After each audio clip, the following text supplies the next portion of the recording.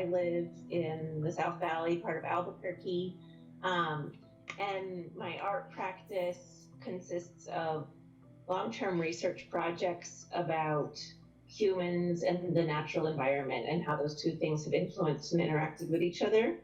And my kind of creative outcome from that sometimes takes the form of drawings. I do a lot of performative lectures and pedagogy development with university students.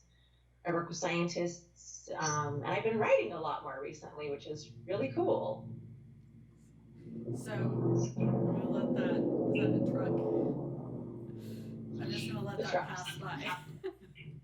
um, so tell me, how long have you lived in Albuquerque and what brought you here? So uh, I moved to Albuquerque 20 years ago this August, which is pretty exciting for me. I didn't quite realize it had been that long, but I was working on a contract at UNM and they said, "You have a 20-year-old UNM ID." And I thought, that's interesting. Um, and why I came here, it's a little bit of a funny personal story, but I had graduated from high school with an incredibly low GPA. And I had done a year of community college afterwards. And I was just the most traditional, non-traditional student you could imagine. I just couldn't sit still in a classroom. I wanted to be motivated by my curiosity and be able to follow it. I just had a really hard time with the way that high school learning had happened. And UNM had some kind of um, enrollment programs for underachieving students. And so they were the only university in the entire United States that I could get into with my GPA. So I came here and I thought I was going to be here for a year until I could move on to a better school. And I obviously loved it because it's 20 years later and I'm still here. And um, yeah, I love sharing with students that I was once considered an underachieving student because I'm kind of the opposite now. That's great, and I love it. And of course, like looking at UNM too, it's like beyond just a school that would accept the underachievers. It's such an amazing institution, of which I also graduated. So Yeah. yay UNM. So how did you come into your artistic discipline? Like how did you venture into it, and what do you? I mean, is it your full time job? Are you able to fully just immerse yourself in your work and your practice and support yourself? Yeah, I've had a really interesting path to where I'm at. I, with my sister Erin Elder and Nancy Zastadil, we all had lived in San Francisco at certain points, and we kind of reconnected with New Mexico through starting an off the grid artist residency program. And that led me down a path of arts administration. And I ran the residency program at the Santa Fe Art Institute for several years. And during that time period, I was just really struggling to see artists that were wanting to engage in more long-term processes. So most residencies are 2 weeks, a month, 2 months. And to me, I was thinking, we can't do good community-based work unless there's the possibility to build longer relationships, both to places and to people in the subject matter. So um, I think being in an administrative position really allowed me the privilege and luxury to think through how I wanted to be an artist because I was in the business of supporting artists for many years. And so when I branched out on my own 4 years ago to become a full-time artist, I had a firmer idea of how I wanted to be in the world, which was very much relationship motivated and building long-term investigations. That said, I'm really not a traditional artist, and then most people think, oh, an artist is in their studio making things all the time. Because I work a lot with government agencies, I work a lot with big universities and science institutions. The bulk of my time is spent writing grants, writing community impact assessment strategies, doing evaluations of projects, doing evaluations of existing research and thinking about how it can be done better. And to me, that is my art practice. I really think that how organizations and how scientists and how artists relate to the world is something totally worth investigating through a creative lens. But that means I'm in a lot of meetings and I'm staring at my computer a lot. But then I also feel really lucky because I love drawing and I use that as, I always describe it as, it's not the punctuation at the end of the sentence for my research, it's an element in the process. So, and I feel so grateful to get time in the studio. 2019 was stunning. I only had 2 weeks in my home studio, which was really hard. So I'm coming out of that right now. And yeah, I'm so curious about how the world works. And I will use any tool in any toolkit to try to learn how the world works. And for me, that's like meeting people, going hiking, making drawings, writing weird essays, writing poems. I don't know. Yeah, I'm an investigator. Excellent. And so, kind of where you were getting to at that point, what 2019 was like, and only having, 2 weeks at your studio, I want to get us to the early months of 2020 and where you were at when COVID-19 really, reared its ugly head, at least in our consciousness. And so where you were at then and just leading us up to where you are now with your work and how it's impacting it. Yeah, that's a good question. Let's see. In the early months of 2020, I was traveling quite a bit. I had a show at I had a public monument, an exhibition unveiling at the Indianapolis Contemporary, which was really questioning permanence and monumentality, and I was really encouraging the civic structure of Indianapolis to consider change as its only permanent thing, like that change is the only thing that can be monumentalized.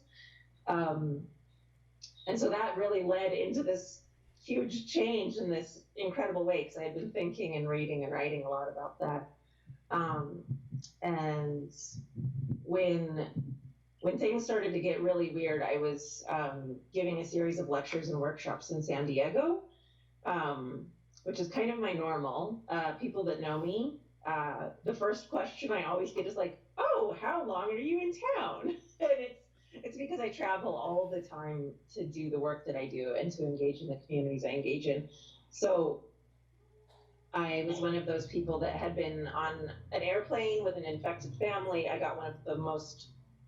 was the second person I'd heard of that had to self-quarantine, and I had to learn what that meant, and got a notice from the New Mexico Department of Health, I believe, kind of telling me what to do, and it just seemed like, this is odd, this is really strange, but at the same time, I thought, I have just been craving being at home. I love my home in Albuquerque. I live with my sister right now, or she lives in a house that I own, and but she was away doing a residency, so it was just kind of this time to be in my house and have this expansive feeling of time and space, and to think about what it means to observe change from within change is something I've been thinking about for a long time, and now that I'm able to do it, I feel really, really lucky. I feel like I've been practicing for this moment my entire life, in multiple ways. Number one, I love being by myself. I'm a really self-contained person, both socially and inspiration-wise. Like, I can take a little idea and just follow it for months and years. And so this feels like a time where I can kind of sort through that backlog of stuff and say, what's still valid in the midst of all this change. And as I said, I hadn't had a lot of time in my studio, so I feel really some readiness for that. And yeah, there's just something about this idea of kind of like a global zeitgeist. Like I have been consumed with the question of what will encourage us to slow down as a society, what would um, what would be the thing that creates huge societal change? That's a question I've been asking for years.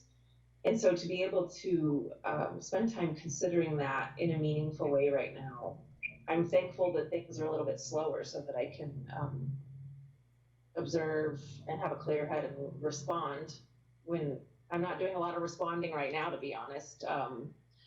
I I'm saying I'm spending time in my studio, but I'm doing some weird stuff in there, and I don't know if it's art, but I'm being good to myself. So So tell me what that is. Tell me what it is that you're playing around with in there.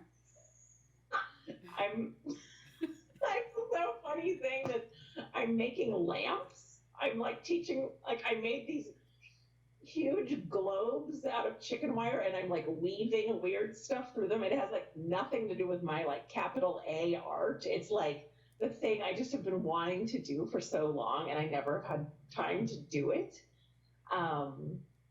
So that's really, really, really fun. Um, I am drawing. I'm really loving the work that I'm doing in my drawings. But you asked like what the other stuff is.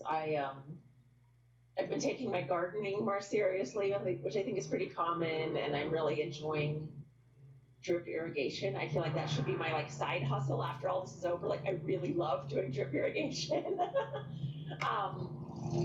But sorry, motorcycles driving past.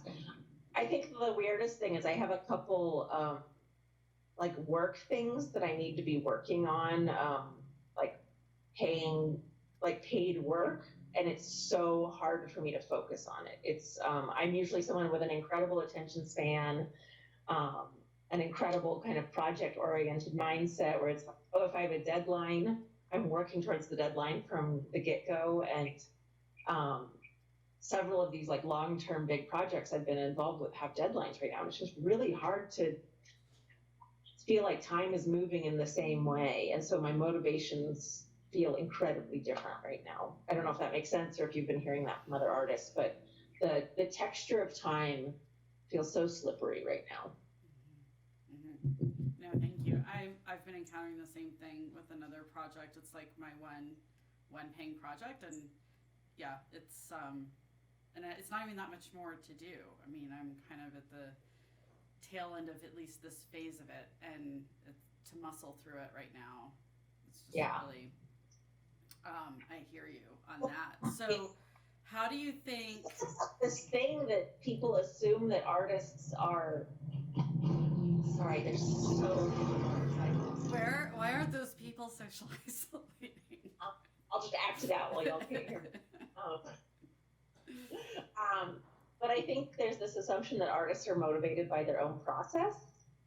And what I'm learning from my friends and the conversations I'm having is like, we're really motivated by, and maybe this is a more recent change, but by how things connect with society. And so that means, I don't think we're more product oriented. Like we're not selling stuff. I don't know a lot of people that like make things to sell things, but we're really interested in how what we do engages society. And if we're not sure when we can engage society, then how do we make?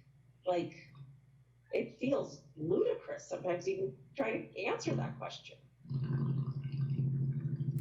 What, I'm trying to go back to the question I had before, but also right now, so what is this bringing up new questions in you? Like witnessing this even from your fellow artists and maybe what you all thought about your process and your work versus now a different insight into it. Is it bringing up more questions, or you being an investigator, what are you curious to investigate, even beyond your own work, but just the context of which it exists? Well, there's a conversation in kind of art and ecology groups and a lot of the kind of people I interact with about the larger than human world or the more than human world, which includes plants and animals and everything that's non-human, rocks and clouds, and to me that felt like a kind of aspirational space it felt a little bit abstract. It felt really hard to connect with, even though I read a lot about it, and I spend so much time alone in nature that I think I'm existing in it. But I have this kind of new sense of, I feel so silly saying this right now, but I had been writing about this before, and now it feels more attainable to me. But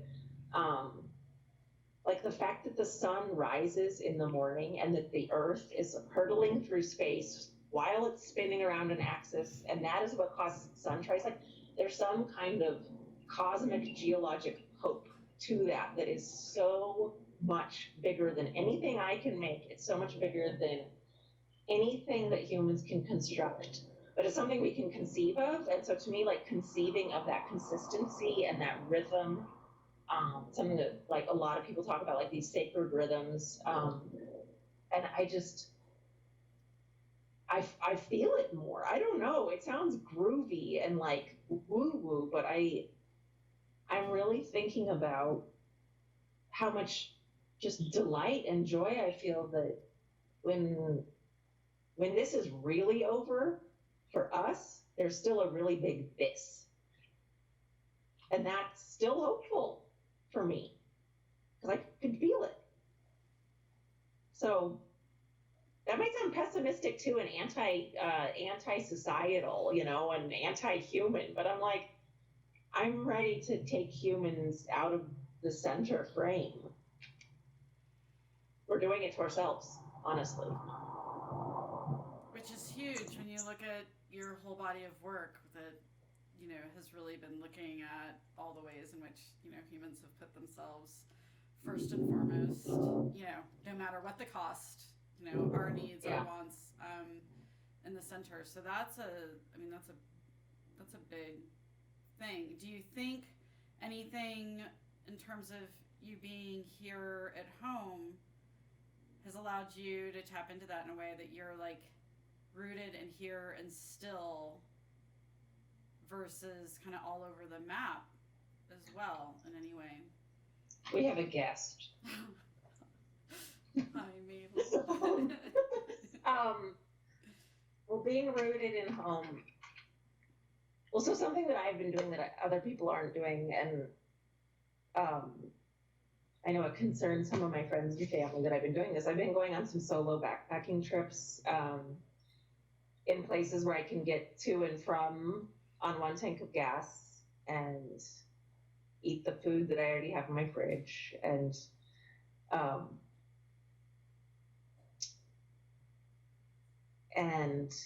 it has been so amazing to experience this incredible place that we live, this place that has been a fertile home for humans for so long, without the airplanes and without the sound of cars on highways, and just the silence and the darkness. It is just so beautiful, and I feel like I'm very well equipped to access that. Like, I'm a wilderness first responder. I teach people how to go backpacking.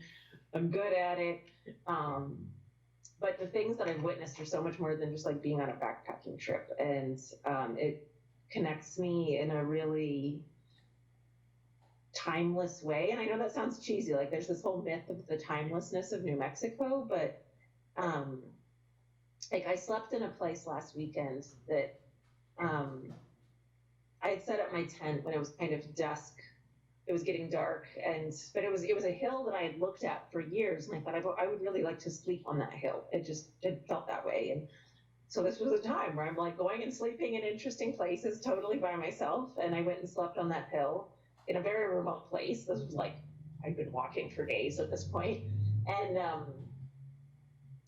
the evening light revealed it in one way. And when I woke up in the morning, I realized it was a place that humans had been coming for a very, very long time. There was so many pot shards, and there was so many chipped pieces of obsidian and quartz. And at first I felt horrible. I felt like I had slept in a place that I shouldn't. It belongs to a different culture and a different time. And I was really freaked out by it. And then I had this just kind of realization, like, I'm a human and there are these human pulls. And I feel so lucky to live in a place where some of those places that have pulled humans for such a long time are still palpable and visible and accessible, and they're not underneath a Walmart parking lot, and they've not been bulldozed for a subdivision, and they're still intact. And like, of course I was drawn to this place because it was a fantastic place to sleep. It was beautiful. I slept great. Um, I got the first rays of early morning light. It was just the best. I'm like, of course people have been going there for thousands of years. And so some of the divisions and hardship that exist in society, it felt really healing to like reach through time, through place, and connect. And I felt like a very simple and easy access to that. It was great. And that has nothing to do with me being an artist. Like, that is me being human. Right. And I mean, you're an adventurer anyway, so, I'm thinking, well, could that have happened at any other time, or how, serendipitous or perfect is it that it was at this time and during this pandemic that you found yourself there, that it's connecting you, because you are looking at all these other bigger cosmic themes. Is there some kind of timeliness into why you found yourself on that hillside at that moment too? It felt that way. I don't think I can answer that, but it sure felt that way. I don't think I would have gone where I was if it hadn't been during a time of pandemic. I think there's something about these places that have called humans for a long time that they're easier to access sometimes for me when I'm by myself. And so that sense of solitude is what pulled me to that place in a way. So, but I also think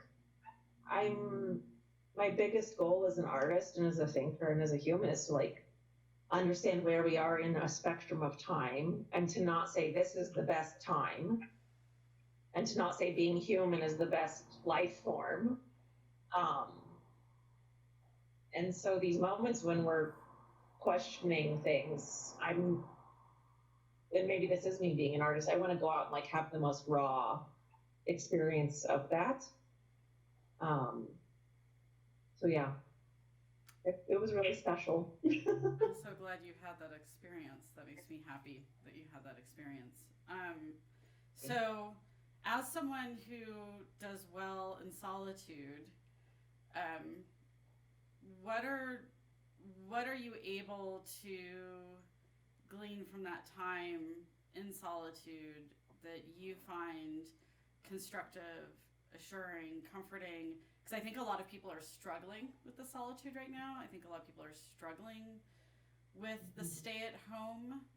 So if there's anything that you can share that maybe shows a different side of that, because I think it's a different experience for others.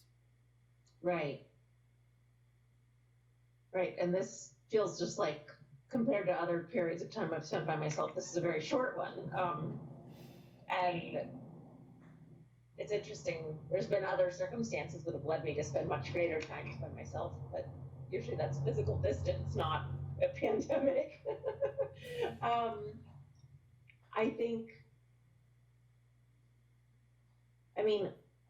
I am concerned because I keep talking to my artist friends and they just have this like huge sense of like, I should be doing this. This like productivity. I feel like that's so not good for one's mental health, is to measure your self-worth against what you're able to produce in one day. And so like, this is a time where like, it took me a while to realize like, I only had 2 weeks in the studio last year. And if people still think I'm a good artist and I can balance it against that I only had 2 weeks in the studio, like, hey, if we're in quarantine for 3 months and you spend 1 day in the studio, then you're just as productive in that way as I am. So like, stop riding yourself so hard. Stop punishing yourself for wanting to be curious. And like, curiosity takes all forms. Like, like my sister and I have really been enjoying exploring our neighborhood in ways that we never have. And that's incredibly satisfying. Or, um, yeah, so like my secrets to being alone. This is interesting. I have certain things that I do every day. Um, I write every day. I read every day. I eat every day. I sleep every day. I drink wine every day, probably too. But like when I'm by myself, I don't hold myself to a standard of quality. It's when things get weirder and stranger and more experimental, and um, it's usually when the best stuff happens, honestly. But I'm not trying to make the thing. I'm not trying to write the thing. I am just, I don't often use the word play, but the more alone I am, the more playful I can become. Um, and so that's incredibly healthy. I also don't, I mean, I exercise every day regardless of what's going on. I feel like I'm like tips according to Nina, but it's like, um, if you just sit staring at your computer or doing the thing that doesn't feel good and you don't get into your body, you're just going to spin out. Like, I don't know. I try to like listen to my spirit. I try to listen to my body. I try to listen to my curiosity and balance it all. And so many people when they're by themselves, they start listening to their anxiety more. And like, I have anxiety every day, but I don't let it dominate every day just because I'm by myself right now. So, I also think people are trying to communicate more. People don't realize how much time they already spent by themselves, um, and how much silence they already have in their lives. This is something that blows my mind. People think they're with people all the time. They think they're communicating something all the time. There's already a lot of quietude in life. We just haven't learned to listen to it. And it didn't make us freak out before. It kind of went unnoticed. And I'm always the one that notices the quiet moments in a day, and I crave them more, so I cultivate them. But I just think, we're learning to be with ourselves, and it's really good. And allow it to be painful. That's the other thing, is people think they should be productive and they should be like having fun. Facing yourself is hard. Thinking about what's wrong with society, which is really clear right now, is really hard. And I don't judge. I get really depressed. I get really anxious. I don't judge myself for that. I'm like, wow, this is depressing. What can I make about it? I don't know. I'm not perfect in any way, but I do feel like I've been preparing for this moment my whole life. So the curiosity, it's curiosity. It's like being curious about whatever can be in front of you. That's the secret. Like, I look at my garden every morning, so I'm so curious what happened overnight. And sometimes I go out again in the afternoon, and sometimes I go out again in the evenings. I'm so curious. And it's like, it takes time, but it inspires me. Yeah.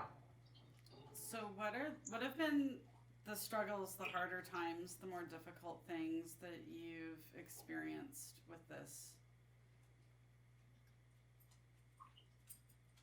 The financial situation is terrifying. Up until a week ago, I had every single thing in my life had been canceled. Any way I could have ever thought about making money, it was a clean slate. And it still somewhat is. There's more people saying like, oh, we might be able to reschedule, or we're extending this grant. It's really scary to not have any hope of income for a while. I've had a lot of anxiety about that.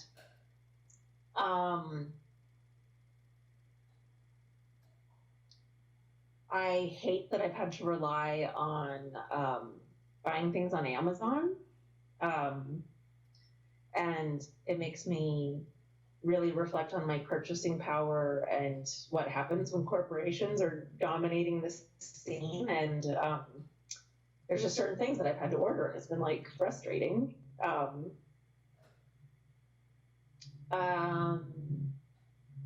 the sense of not having a plan. Like what I was saying, that artists aren't as process oriented as we're assumed to be. we like to know that we're going to get affirmation somewhere down the way. I have these really long-term projects that I've been working on for years that are on hold right now. And when I meet with my teams, we keep saying like, well, we don't believe in the work any less, but it might never be like the work. It might never get into public. We might never be able to do the kind of things we were planning on. So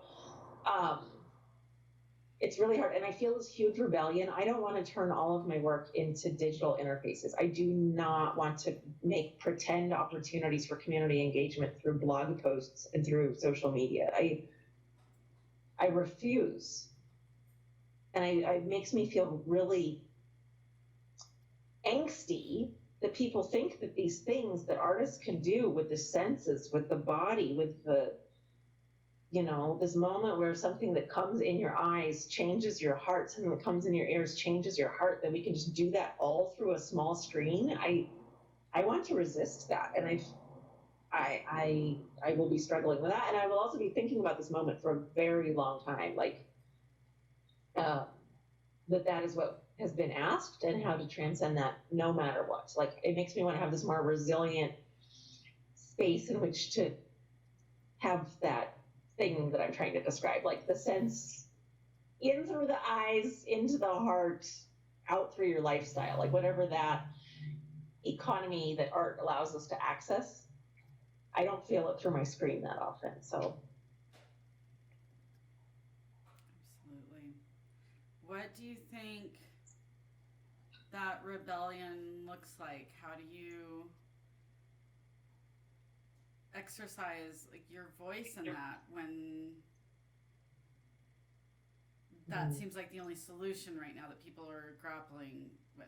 And it's trying to appease, or it's trying to somehow at least give people some kind of medium of some kind. I think it's trying to make do, and it may be expedient in doing so, but it's with the time frame of which people had to work with.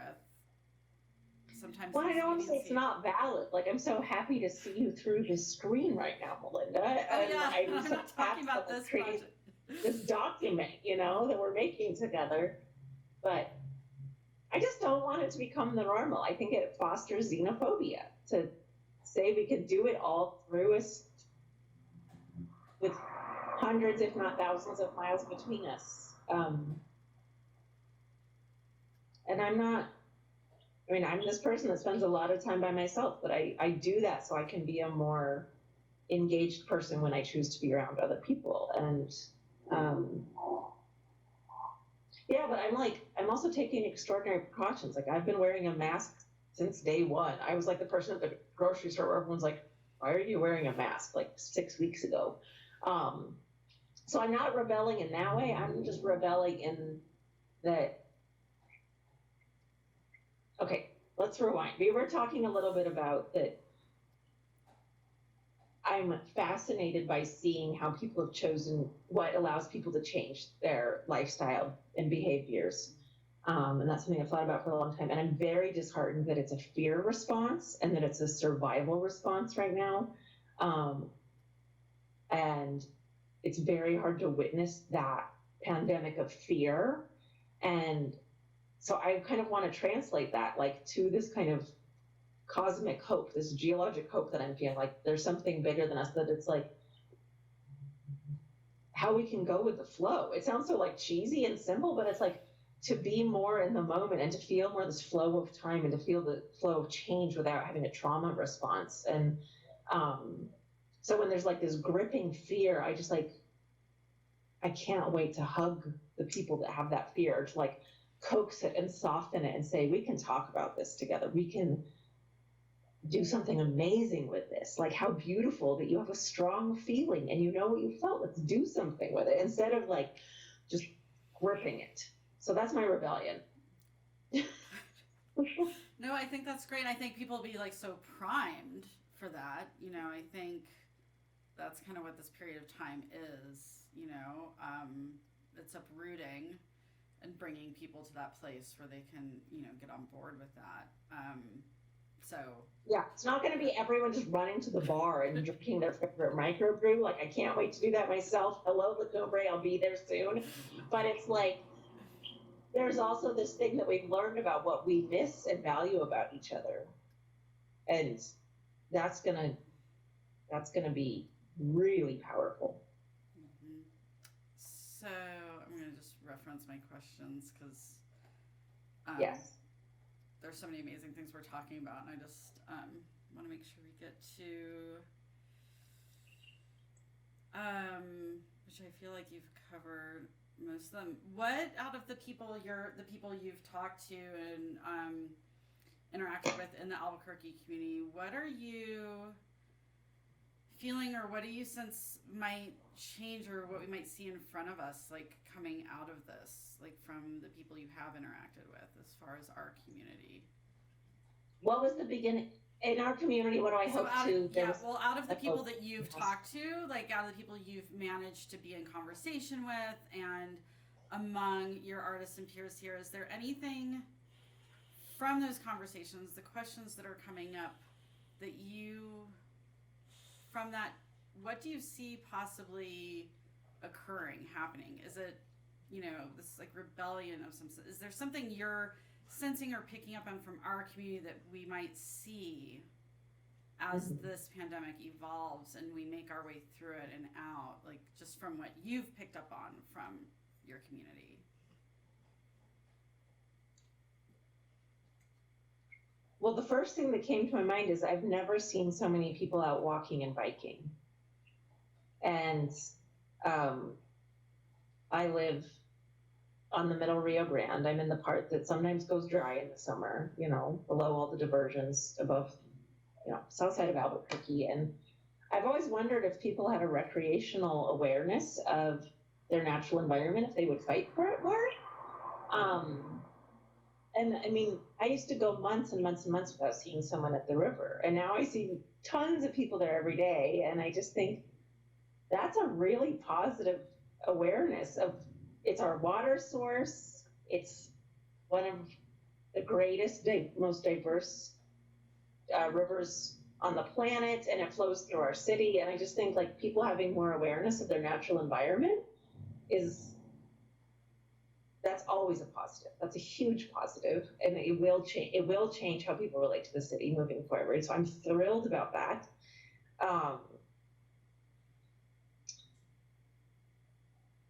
I think so. This happened more on a national level, but I think it will happen in all communities.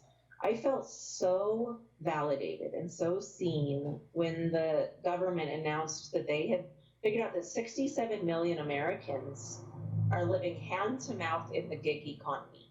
That's a lot. It's a huge percentage of this population. And as long as I've been an artist, I've really struggled to express to people, like, people think I'm successful, but I'm really, really poor. And I travel all the time, but partner organizations are buying my plane tickets. It is not a reflection on my success. And I think some level of awareness of this kind of, it's not a high class, it's not a low class. I've been thinking about it as the fluid class. And there's so many of us in it. And like all fluids, we can get stuck in a puddle, and there are so many really devastating puddles right now, like huge potholes. And I am so excited that there's knowledge about that. I think there's going to be such greater advocacy for like those of us that haven't fit into this idea of what the American economy is, or what the Albuquerque economy is. And it is such a huge silver lining. That is thrilling to me. I also, and this is really, really specific, but I think that students and young people are going to stop performing the theatrics of how they've been performing in society, which I'm so excited about. Especially like, I've always felt that UNM is not considered part of the community of Albuquerque. Students are not embraced in the community of Albuquerque. There's this separation, but there's so many of them. They're such an important part of the society. And if they start leading with their curiosity and their own concerns, instead of just kowtowing to their research lead or their program or whatever. I think there's going to be a huge shift in not only what students are able to learn, but how students engage in the cities that they live in. So this isn't just Albuquerque. This is any town that has a large student base or a large youth base. I just think it's the times are changing, and there's been this, a lot of us are participating in systems we haven't been very happy with. And this might be some of the ending of that, which is pretty cool. Like, and I don't have a ton of what I can point to that in Albuquerque with, but yeah, it's a time to readdress the systems: systemic oppression, systemic poverty, systemic environmental negligence, like we have in the Middle Rio Grande. It's cool. It's great. I'm excited about that. It sucks that it comes out of suffering, but that's how change happens. Right. That's such an important point. I'm so glad you went there. So I think the final thing I've just been asking everyone, where do you see yourself in your artistic pursuits a year from now?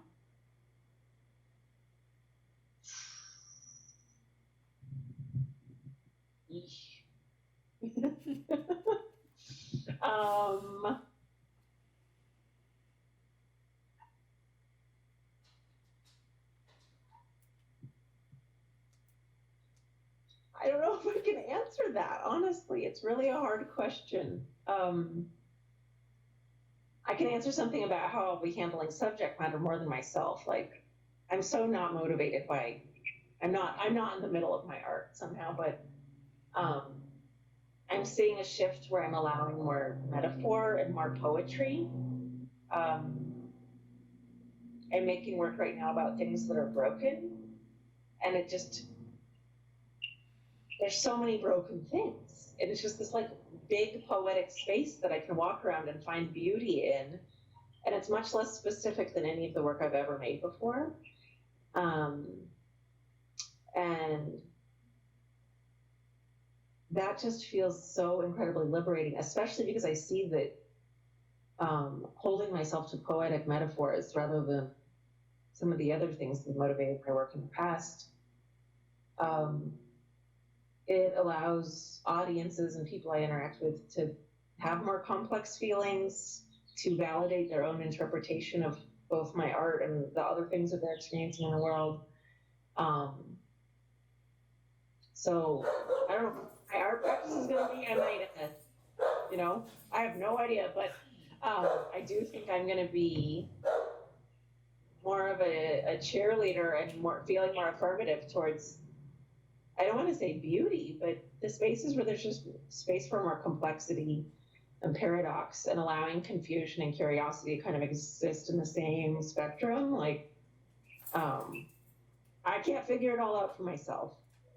No one else is going to figure it all out for themselves. So there's kind of a messy place that I'm ready to embrace. I'm trying to embrace it right now. Yeah, vague. That's great, though. I'm so pleased that this is my final interview of the day, because you really helped. So thank you. I like seeing things through your eyes, through your perspective. Yeah, it's a good. I love being in New Mexico and Albuquerque right now. I'll just say that I know so many people in other cities that do not feel cared for or seen by their government. And being in Albuquerque within New Mexico, I feel like a different kind of pride that I've never felt for my whole life. And I feel seen and looked out for. And that's, especially living in like one of the poorest parts of the city, it feels amazing. So that's a good one. So thank you, Melinda. Thank you, Nina. Thank you so much. Okay, talk to you later. Okay.